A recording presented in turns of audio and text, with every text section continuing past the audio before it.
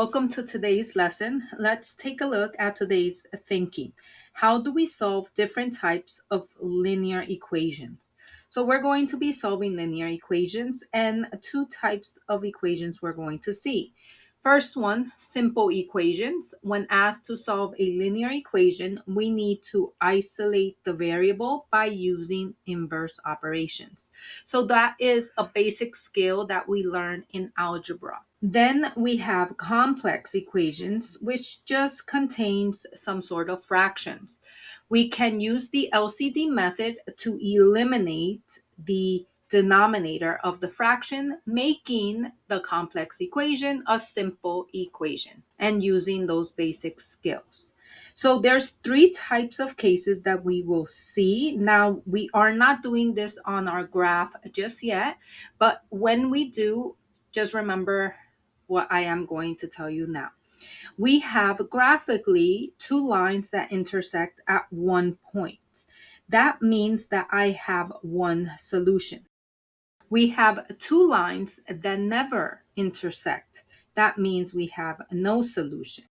And this would be considered inconsistent. And then we have a line and another line right on top of it, which means that we have infinite solutions. And this just means that we have an identical case. So let's take a look at our first example, solving equations. We have, for number one, some number in front of parentheses. So the first thing that we're going to do is apply distribution.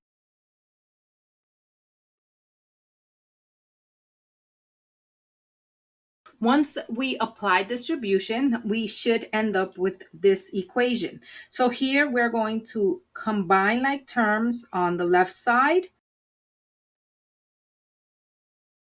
and we should end up at this line.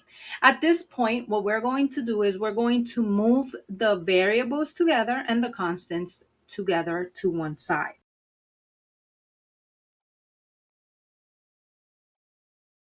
And we get negative 37 over 20b is equal to negative 5 over 6.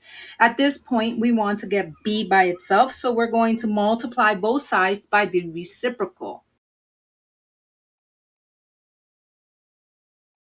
And we get b is equal to 50 over 111 in its most simplest form. Now, normally I am going to write my answer in fraction form just because that is the most exact, and we weren't told what to round to or what significant figures to use. For number two, we have the same type of solve, but this time they want us to write our answer using a specific notation, set notation.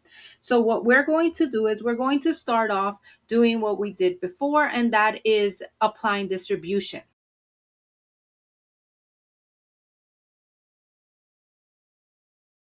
And we end up with this equation. At this point, let's apply combine like terms on the left side. And we're going to combine like terms also on the right side since I have them. So we end up with negative 10n plus 15 halves is equal to negative 10n plus 19. So at this point, normally we are going to be moving the variables together. But I already see that there is an issue because if we move negative 10n from one side to the other, they cancel out on both sides, leaving us with 15 over 2 is equal to positive 19. Now, this statement is inconsistent. It is not true. When we have an inconsistent case, that means that we have no solution. If we want to represent no solution using set notation as asked, we are going to write two curly braces with nothing inside. It is empty. There is no solution. And let's take a look at number 3. So we are going to solve for p here, and we are going to start off by getting rid of the parentheses, which means that we need to distribute. We are going to combine like terms on the left, and we can combine like terms also on the right.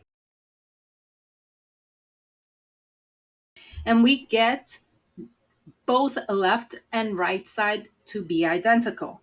But I'm going to do one more thing. I am going to move the p's together. And here we end up eliminating those variables and giving us the same value both on the left and on the right, which again means that we have an identity, an identical case, an identical statement.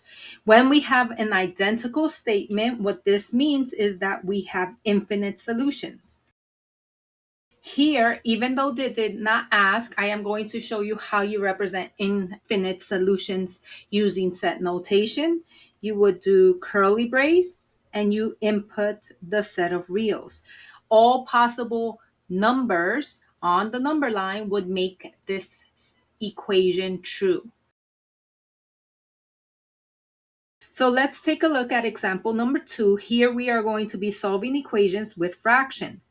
We're going to show all our work to solve this equation. So we have our equation containing fractions. And what I am going to do is identify my LCD.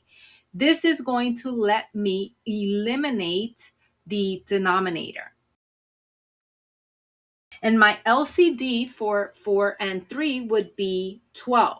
So what do you do with the LCD? You multiply every single piece of the equation. So this LCD of 12 is going to be multiplied to the first term. LCD of 12 is going to be multiplied to the second term. And LCD is going to be multiplied to the last term that I have there, the 6. Now, what we are doing is eliminating the denominators. So what we're going to be focusing on is the 12 and the denominator. Well, 12 divided by 4 is 3. So I am going to cancel the denominator and I am left with a 3. I am looking at the 12 and the denominator. Well, 12 divided by 3 is 4. So I can eliminate that.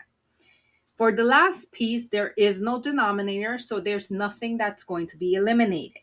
So what do I have left? I have 3 times x minus 4 plus 4 times x is equal to 12 times 6. I end up having an equation that contains fractions, but now I have no more fractions and I am going to go ahead and solve this problem. I'm going to let you guys do your basic solve and we will compare our answers. All right, so here, once I distribute the 3, I end up with 3x minus 12 plus 4x is equal to 72. I isolate the variable, leaving me with x is equal to 12. So let's take a look at example number 2. We have an equation containing fractions. What we're going to do is identify the LCD of 18x and 12x. The LCD for this two denominators would be a 36x. Once you identify the LCD, you take that LCD and multiply it by every single term in your equation. And then you are trying to eliminate the denominators. So I'm focusing on the denominator and the LCD. First thing I see, I can eliminate the variables. Well, I have 36 and I want to divide that by 18. That is equal to 2. I have an LCD and a denominator here. Again, I am focusing at eliminating that denominator. Well, 36 divided by 12 is a 3. So what do I have left? I have left 2 times 5 plus 36x times 1, which I'll just write as 36x, is equal to 3 times 7. So at this point, I'm going to let you guys try this one on your own. So once I solve for x, I get x is equal to 11 over 36. Since they did not ask me for specific notation, I leave my answer as such. All right, last one here. We have show all our work and we have the equation containing fractions. Now my denominators here are a binomial and a monomial. So we have a product of this two would be the LCD. Once you identify the LCD, you take that LCD and multiply it to every single term.